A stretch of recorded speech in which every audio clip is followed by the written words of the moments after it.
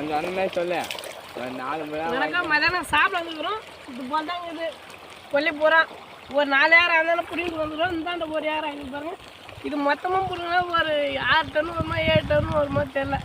இதை நம்பி தான் எங்கள் பொண்டாட்டி பிள்ளை எல்லாம் குடும்பமே இதை நம்பி தான் இருக்குது. நாங்கள் விவசாயத்தை நம்பி தான் இருக்கிறோம். விவசாயத்துக்கு ஆதரவு கொடுங்க.